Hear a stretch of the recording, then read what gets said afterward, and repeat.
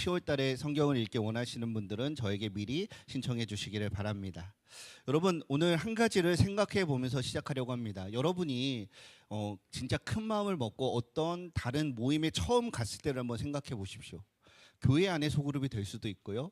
뭐 학교나 직장이나 아니면 그냥 카페 같은 데서 모이는 동아리 모임일 수도 있어요.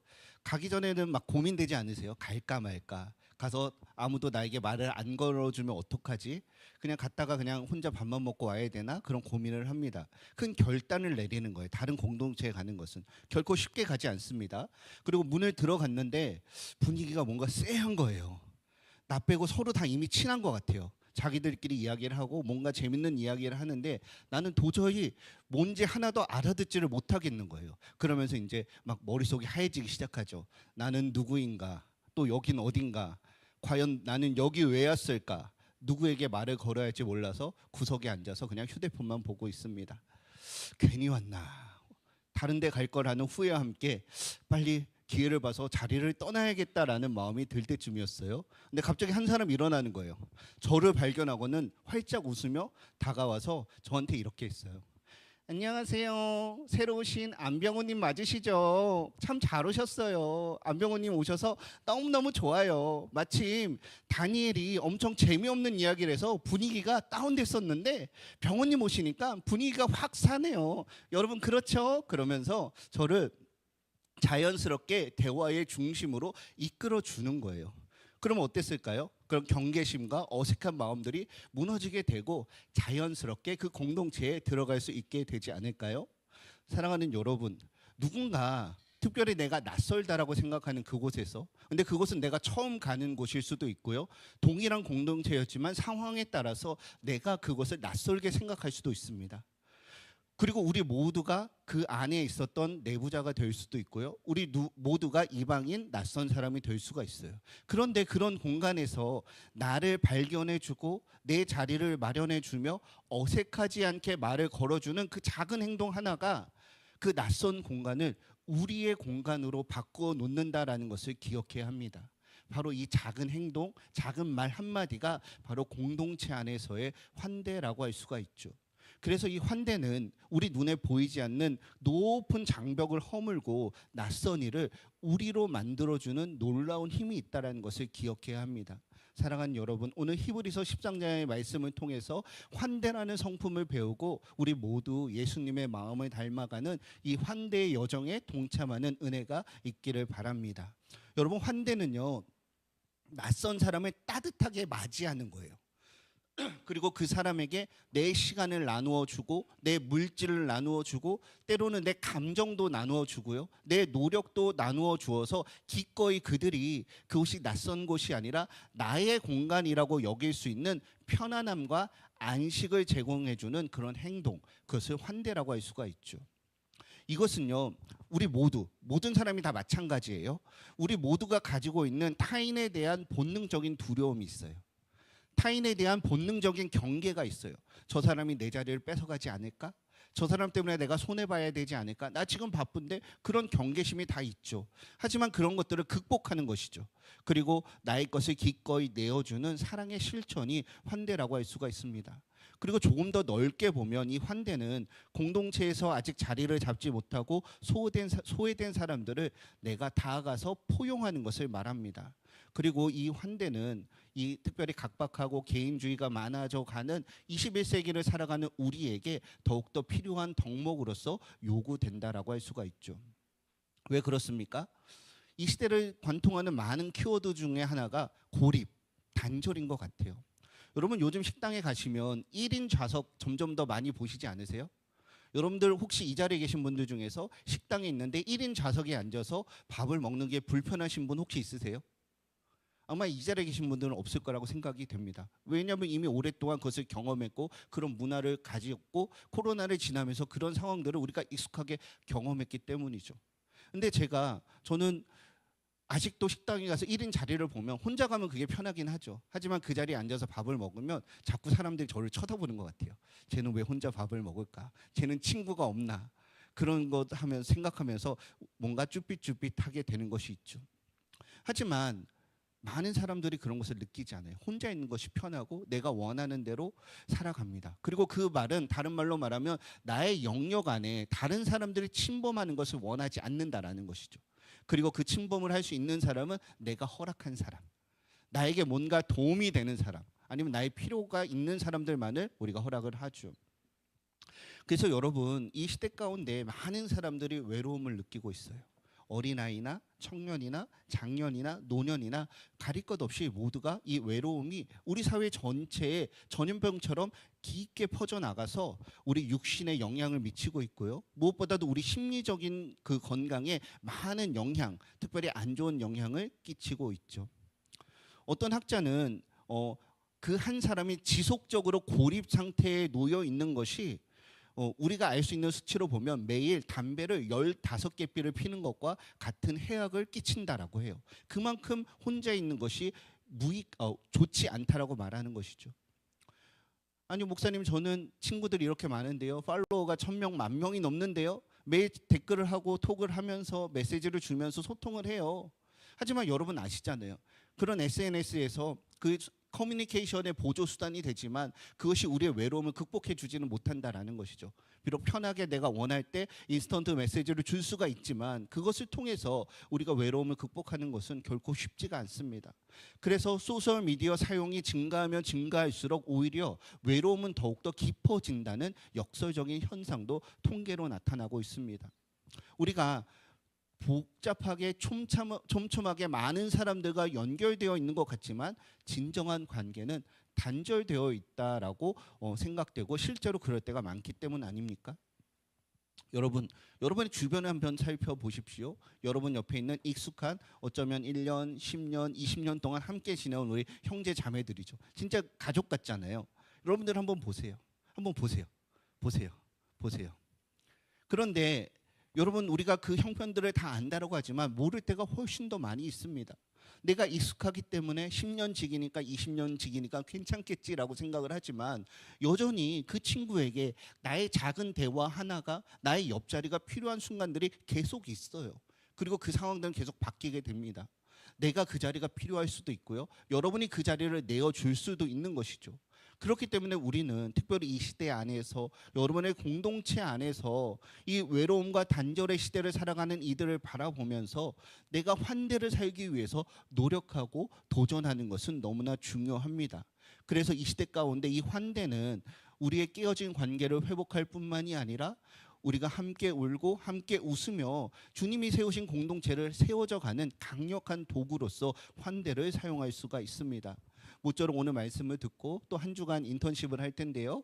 이 환대라는 것을 연습하는 것을 통해서 여러분만의 도성을 허무시고요. 크신 하나님의 나라 안에서 함께 공동체를 이루어갈 수 있는 저와 여러분이 되시기를 바랍니다. 오늘 본문은 히브리서 13장으로 들어가면 히브리서 기자는 마지막 때를 살아가는 성도들에게 형제 사랑과 손님 대접, 그리고 갇힌 자와 학대받는 자를 기억하라는 구체적인 권면을 주고 있습니다. 우리 1절 말씀 한번 읽어볼까요? 시작.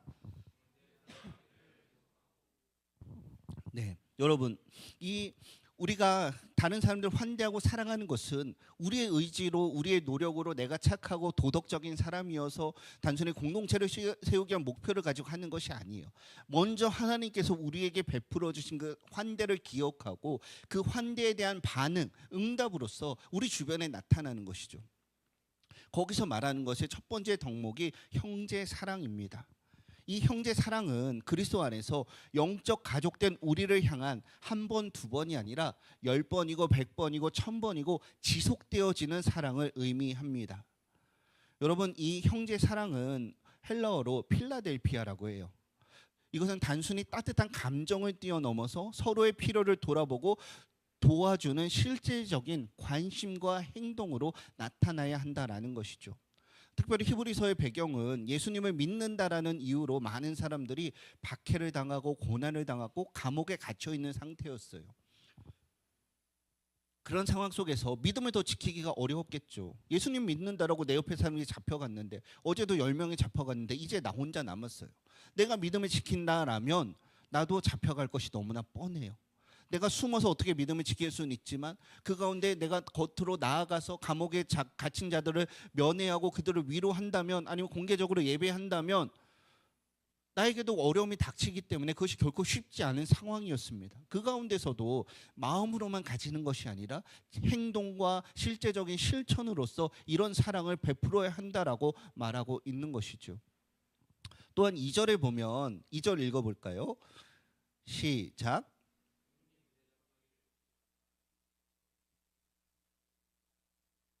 네, 이것은 창세기 18장의 아브라함의 이야기를 염두에 두고 말한 것입니다. 아브라함 무더운 날 장막 문 앞에 앉아서 쉬고 있을 때 길거리를 지나가는 3명의 나그네를 봤어요. 그리고 그는 그들을 보자마자 땅바닥에 엎드려 겸손하게 영접하고 발을 씻을 물과 그늘을 제공하며 먹을 것을 최선을 다해 대접했습니다.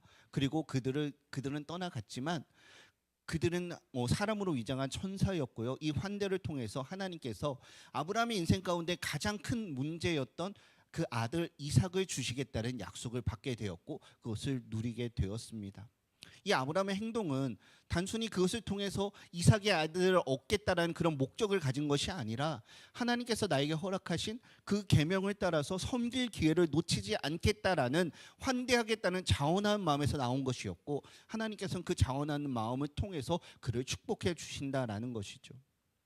여러분, 이 환대, 손님 대접은요, 단순히 친밀히 사람을 대접하는 것을 뛰어넘는 거예요. 나와 상관이 없는 사람들, 낯선 사람들, 이방인들, 나그네들을 그들에게 사랑을 베풀고 나의 자리를 내어주는 것을 손님 대접, 환대라고 합니다. 여러분, 이 히브리서의 배경으로 다시 넘어오면 그 당시에 여관은 너무나 비쌌어요. 그리고 그 여행지 같은 데는 그 바가지 때문에 되게 부도덕적인 일들이 많이 나타나게 되었고, 또 성적으로 문란하고 비위생적인 곳이었습니다. 그리고 그 당시에 돌아다니면서 순회하며 복음을 전하던 전도자들이 그 비용도 만만치 않고 머물기에 영적으로 좋지 않은 그런 환경이었어요. 그렇기 때문에 이 손님들을 대접한다라는 것은 먼저는 복음 전파와 교회를 세우는 데 있어서 그 복음의 그 증인이 되는 전도자들, 그들을 성도의 가정에 초정해서 그들을 위로하고 식사 대접하고 그들에게 쉴 곳을 전하며 그들이 복음을 전할 힘을 얻게 해주라라는 거예요. 그것을 통해서 교회가 전파되어지고 공동체가 세워가는 일에 우리가 참여하게 된다라는 것이죠. 사랑하는 여러분, 그리고 또한 이 환대는 앞에서 우리 다니엘 형제가 이야기를 해줬지만 죄인인 우리를 조건 없이 받아주신 하나님의 사랑과 은혜를 세상에 실천하는 행동이에요. 우리 스스로는 이 환대를 할 수가 없어요. 환대의 가치가 무엇인지도 모르고 죄악 가운데 출생한 우리 모두는 나만을 위해서, 나의 욕심을 위해서, 나의 이익과 나의 명예를 위해서 살아가는 사람들이었어요. 하지만 하나님께서 그 하늘의 영광 버리고 이 땅 가운데 내려오셔서 자신의 생명을 내어주기까지 우리에 대한 사랑을 베푸신 그 환대를 경험했기 때문에, 아, 이런 것도 있구나, 이렇게 희생하는 것도 사랑이구나, 이것이 손해보는 것이 아니라 능력이구나, 그것을 경험한 사람들이, 그것을 맛보한 사람들이 반응하는 것이, 내가 경험한 대로 나에게 주신 그대로 그것을 전해주는 것이 환대입니다. 하나님은 우리가 아직 죄인 되었을 때 그리스도를 통하여 우리를 환대하여 자녀로 삼아 주셨죠. 우리가 아직 죄인 되었을 때, 우리가 아직 하나님과 원수가 되었을 때 우리에게 환대를 하셨다라는 거예요. 우리가 하나님의 말씀을 잘 듣고 하나님의 자녀가 된 다음에 사랑을 주시는 것도 너무나 당연하죠. 그렇다면 우리가 나에게 도움이 되는 사람, 나에게 친한 사람, 내가 편한 사람들만 환대하는 것이 옳지 않다라는 것 아닙니까? 아직 원수 되었을 때, 나를 공격하고 나를 힘들게 하고 그 사람하고 있으면 감정 소모가 많고 에너지 소모가 많고 내가 뭔가 말리는 것 같은 그런 기분이 들 때, 내가 굳이 저 사람에게까지 내가 관심을 가져야 되나? 근데 자꾸 눈에 밟히는 사람이 있죠. 그런 사람들은 여러분이 책임지셔야 할, 여러분에게 맡겨주신 사람이라는 것이죠. 그래서 그런 사람들, 눈에 밟히는 사람들, 나와 관계가 없어 보이는 사람들, 나를 힘들게 하는 사람들, 소외되고 약하며 도우미 사람들을 향하여 때로는 나의 불편함을 감수하며 나의 것을 나누어 주는 헌신이 환대고요. 하나님이 그것을 저와 여러분에게 요구하신다라는 것이죠. 우리 3절 말씀 또 읽어볼까요? 3절입니다. 시작.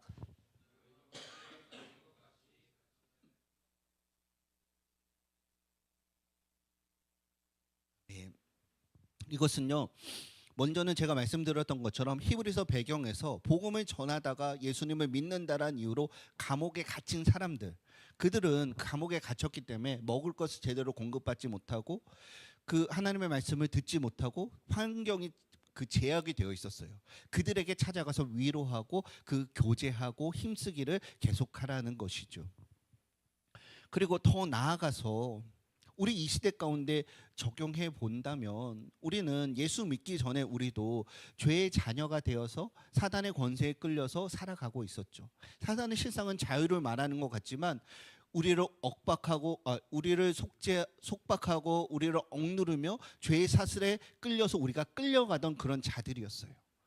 이 히브리서의 그 성도들이 감옥에 갇힌 것처럼 자유를 누리는 것처럼 많은 것을 가지고 살아가는 것처럼 보이지만 실상은 영적인 감옥에 갇혀서 그것도 모른 채 살아가던 사람들이 먼저는 우리의 모습이었잖아요. 우리가 환대를 실천하는 것은 바로 영적으로 그렇게 감옥에 갇혀 있고 악의 권세에 눌려 있는 그들을 향하여 하나님의 사랑이 무엇인지, 하나님의 통하여 우리에게 주어지는 진정한 자유, 평강이 무엇인지를 알려주는 것이기 때문에 우리에게 그 갇힌 자들을 위로하라라고 말씀하여 주시는 것이죠. 사랑하는 여러분, 또 우리가 이 환대를 해야 될 중요한 이유가 있습니다. 마태복음 25장 40절 말씀 한번 읽어볼까요? 25장 40절입니다. 시작.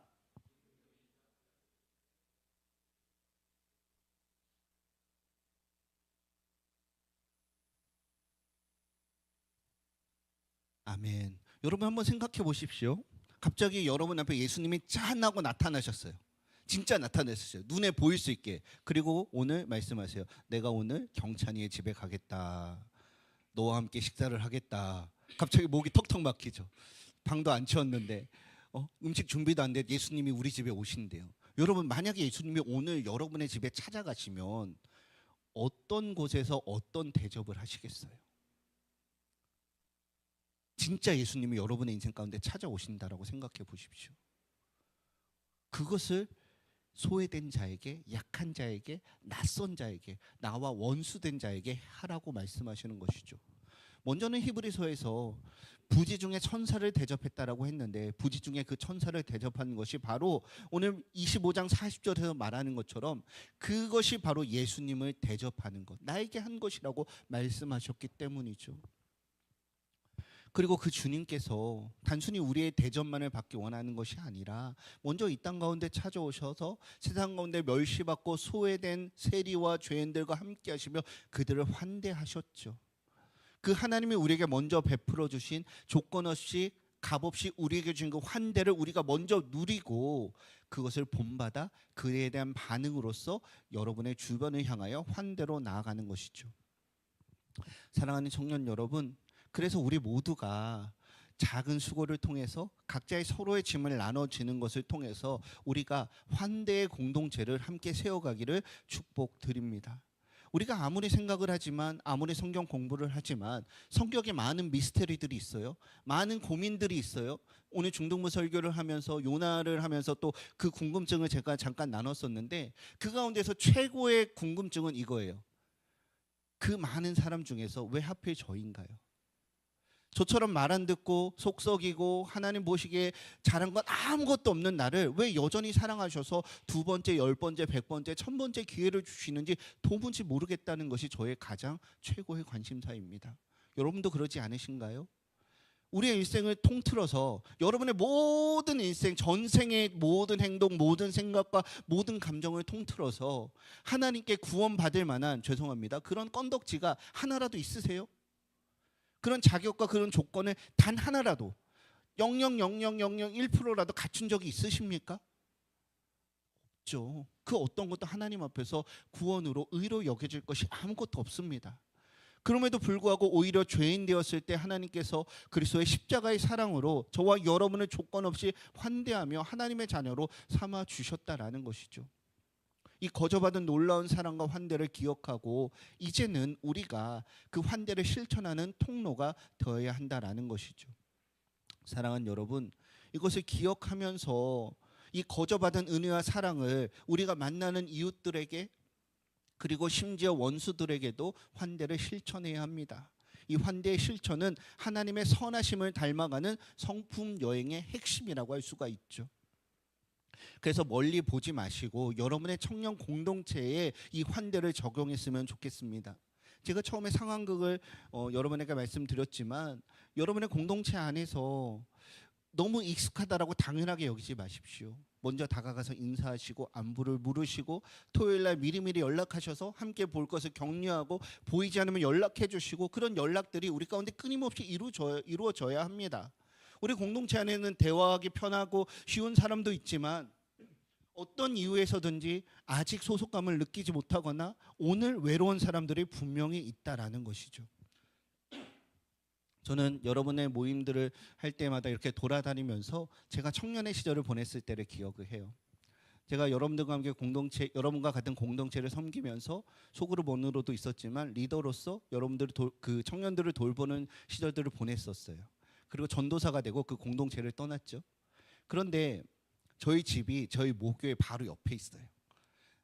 주일 예배를 다 마치고 제가 섬기던 교회에서 오후 예배를 다 마치고 집으로 돌아오면 그 시간에 청년부 예배를 친구들이 가는 시간과 정확히 일치했어요. 그 안에 어색한 거죠. 누가 나를 보면 어떡할까? 인사하면 어떡할까? 분명히 떠난다고 막 되게 많이 울었거든요. 울면서 인사를 했는데 또 보니까 뭔가 민망하잖아요. 그리고 나는 집으로 가면 별로 할 것 없는데 나도 저기 가고 싶은데 가면 안 되겠지 그런 마음이 있었어요. 쭈삣쭈삣 하면 올라갔어요. 근데 어느 날 누가 저를 발견했어요. 그때 그 청년부 때 제 별명이 허엘더였거든요. 허엘더 우리 같이 예배 드리러 가자. 아, 나 집에 가야 되는데 너 할 거 없잖아. 그러면서 제 손을 붙잡고 억지로 데려다가 그 자리에 앉혀놨습니다. 그리고 다시 이제 다른 사역들을 위해서 가지 못할 때까지 그 한 사람 손을 끌어준 사람이 계기가 되어서 저는 얼굴을 두껍게 깔고 가서 청년으로 돌아가서 예배를 드리고 같이 밥도 먹고 교제를 나누며 청년의 시기를 연장했던 것 같아요. 그리고 그 시기가 제가 정말 많은 자괴감이 들었거든요. 첫 사역을 하면서 설교를 하는데 내가 설교를 제대로 하는 게 맞나 그런 생각이 들었죠. 내가 신학교를 들어오긴 했는데 내가 과연 전도사를 하는 게 맞나 그런 고민이 많이 있었어요. 그리고 어떤 날은 정말 부끄러운 얘기지만 주일학교에 아무도 안 왔어요. 그래서 선생님과 장로님과 저와 셋이서 어색하게 웃다가 짧게 메시지를 하고 그냥 기도만 하다 끝났던 그런 경험들이 있었습니다. 정말 많이 속상했거든요. 제가 너무 부족해갖고 이래서는 안 되겠다는 생각이 들었는데 그때 그 공동체 안에서 누군가 뒤통수를 쳐주면서 때로는 험한 말을 하면서 같이 밥 먹자, 힘내자, 잘하고 있니? 물어보는 그 한마디가 다시 한번 일으키게 하는 힘이 되었고 그런 공동체 위로가 쌓이고 쌓여서 제가 지금 이 자리에 있는 것 같습니다. 사랑하는 여러분, 이 환대는 누가 하느냐의 문제가 아니에요. 내가 먼저 하는 거예요. 소외되고 연약하고 약한 사람들, 원수를 향해서라고 말했지만 여러분의 공동체에 있는 사람들, 우리가 주일날 만나는 사람들 많아야 10명에서 100명 사이잖아요. 그 모든 사람을 향하여 여러분의 환대가 향하기를 축복드립니다.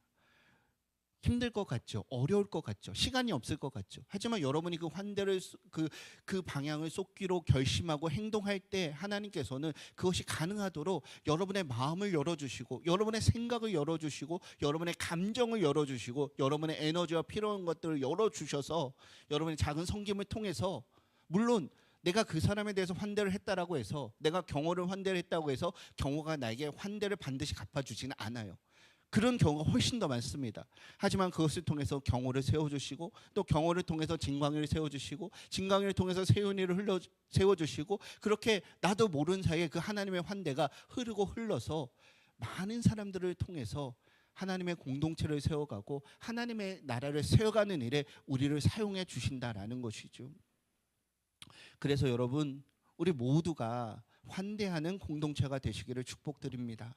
내가 먼저 해야 돼요. 다른 사람이 아니라 내가 해야 합니다. 우리가 다른 사람들처럼 열린 공동체가 아니라 내 교회, 나만의 모임을 만들려고 할 때 그 교회는 다치게 되고 다 무너지게 됩니다. 하지만 여러분의 마음을 열고 여러분의 자리를 내어주고 여러분의 마음에 쌓은 그 담들을 무너뜨릴 때 우리는 그 조그만 내 것을 지키기 위해서 노력하는 것이 아니라 비교할 수 없는 광희의 광대한 찬란한 영광의 그 하나님의 나라의 백성으로서 우리가 보지 못했던 것들을 보게 하시고, 우리가 알지 못했던 것을 알게 하시고, 우리가 전혀 경험하지 못했던, 예상하지 못했던, 꿈꾸지 못했던, 그리고 우리가 그것을 누릴 자격조차 없었던 하늘의 영광을, 하늘의 기쁨을, 그로부터 주어지는 그 평안을 누리게 하여 주실 것입니다. 사랑하는 여러분, 내 입장이 아니라 새로운 친구의 관점에서 볼 수 있는 은혜가 있기를 바랍니다. 우리가 이곳에서 함께 기도하고 찬양하고 축도하잖아요. 그것만이 예배가 아니에요. 새로운 사람들은 교회 입구에 들어와서 주차장을 지나고 계단을 내려오면서 주보를 받고 자리에 앉고, 그 순간부터 이미 예배가 시작이 되었어요. 그리고 그곳에서 여러분이 다가가셔서 한마디를 내미시고 인사해 주시고 옆에 같이 앉아 주시고 함께 기도해 준 그것을 통해서 하나님의 사랑이 이런 것이구나, 하나님의 은혜가 이런 것이구나를 경험하게 할 수 있는 것이죠. 이 환대는 하나님의 사랑을 세상에 드러내는 중요한 통로입니다. 그리고 이 환대하는 공동체는 갈등과 분열을 넘어서 건강하게 신실하게 성장할 수 있다라는 것이죠. 그래서 단순히 무언가를 해주는 행위가 아니라 상대방의 필요를 먼저 생각하고 여러분이 할 수 있는 모든 방법으로 도울 때에 오늘도 주님께서 저와 여러분을 통해서 이 환대의 공동체를 세워가실 줄로 믿습니다. 그렇게 귀하게 쓰임받는 우리 모든 청년들 되시기를 주님의 이름으로 축복드립니다. 우리 함께 기도합시다. 하나님, 제 안에는 낯선 이에 대한 두려움과 경계심이 있습니다. 내 것을 포기하는 데 어려움이 있습니다. 하지만 하나님께서 나에게 주신 그 환대의 기억을 가지고 환대의 경험을 가져주고 내 것을 기꺼이 내어주고 그 사랑을 실천할 수 있는 그런 환대의 공동체, 신실한 공동체로 우리가 세워가게 하여 주시옵소서. 우리 함께 기도합니다.